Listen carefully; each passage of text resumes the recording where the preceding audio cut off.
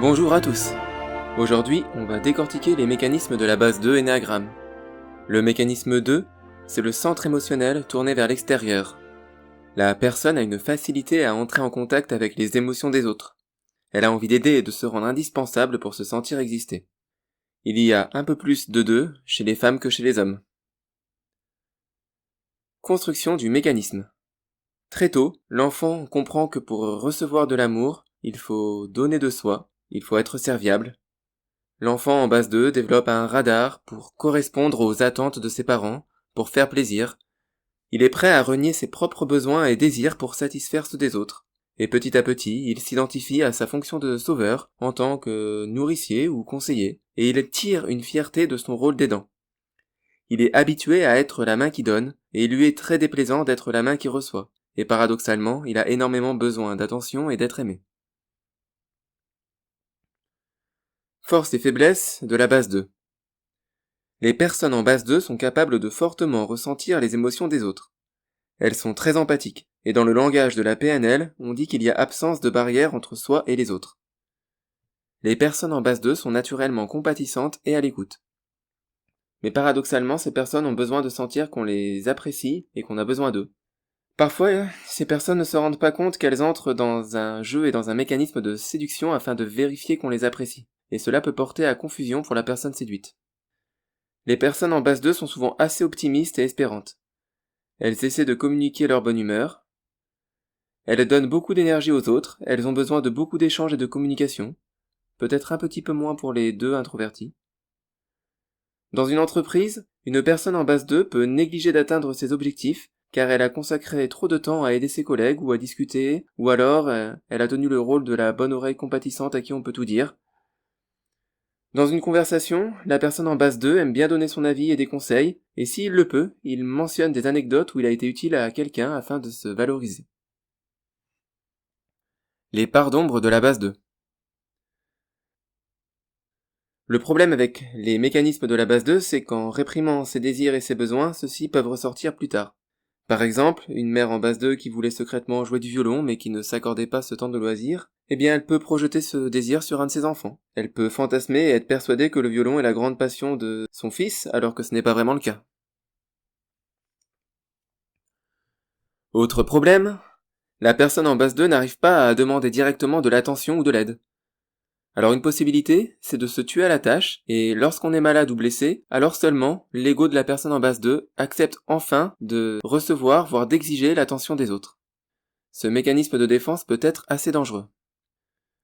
Autre stratégie, une personne en base 2 qui ne va pas bien du tout peut développer des tendances histrioniques. Je vous renvoie au DSM-5 pour voir ce que signifie histrionique.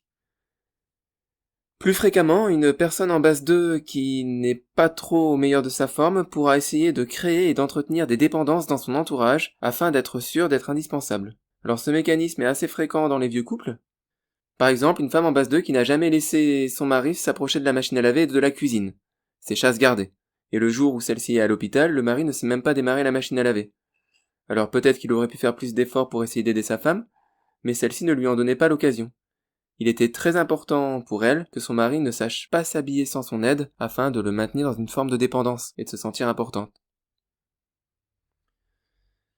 Autre souci avec les personnes en base 2, les personnes en base 2 ont tendance à flatter les gens dont elles espèrent obtenir l'attention, et à mépriser un peu trop ouvertement les gens qu'elles trouvent indignes de leur attention. Il y a un équilibre à trouver entre flatterie et dédain. On peut avoir aussi ce problème dans le mécanisme de la base 3. La passion qu'on associe à la base 2 dans l'enseignement traditionnel est l'orgueil. Il s'agit de la fierté d'être indispensable. Une personne en base 2 qui va se détacher de la passion d'orgueil va évoluer vers l'humilité. Elle va apprendre à s'occuper d'elle-même et donc elle sera plus humble et plus détachée, moins compulsive dans sa façon d'aider les autres. Malgré tout, elle restera destinée à être ouverte socialement aux autres.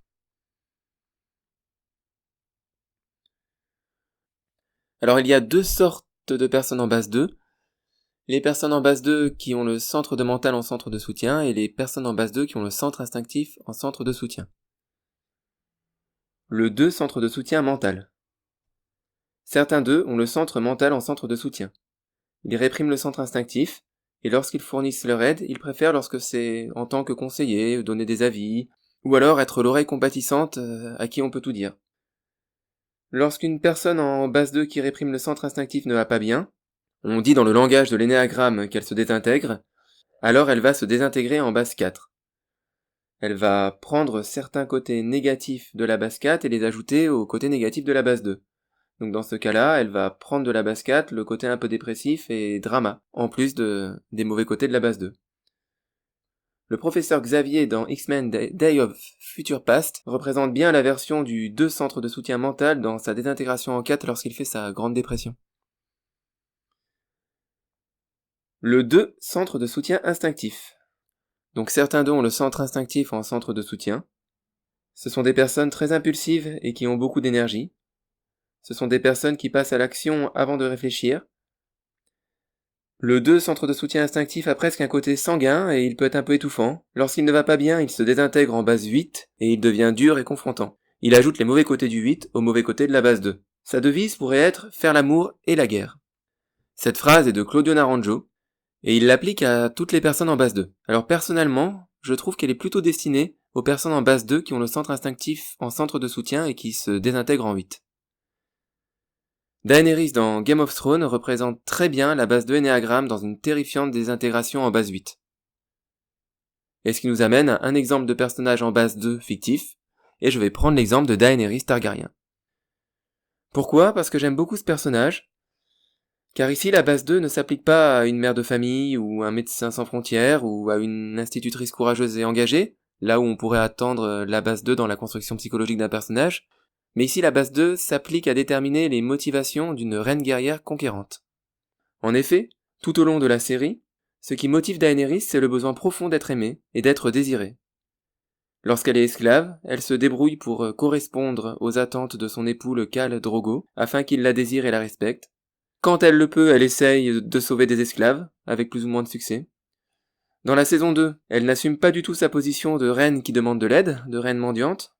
Dans la saison 3 et 4, elle tire une grande fierté et une grande satisfaction d'être appelée mère par le peuple et par les esclaves.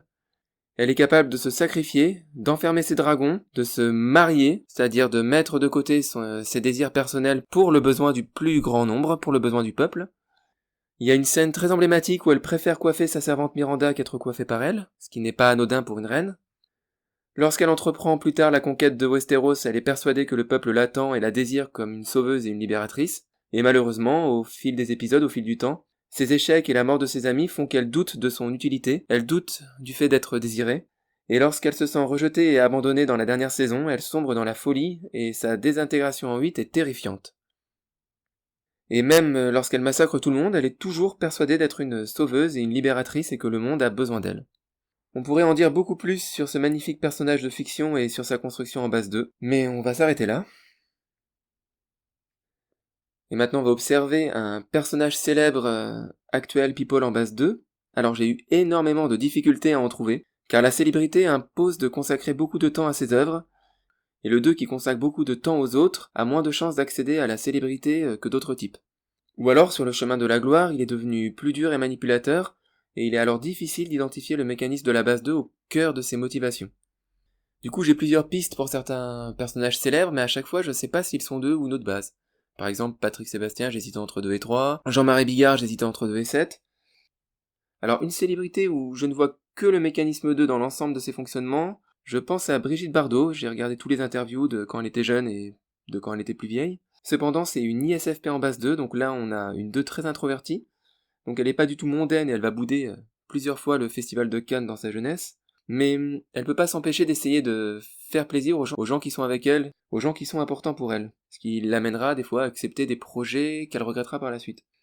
La séduction, donc, elle est très forte chez elle. On a un 2 qui cherche à plaire.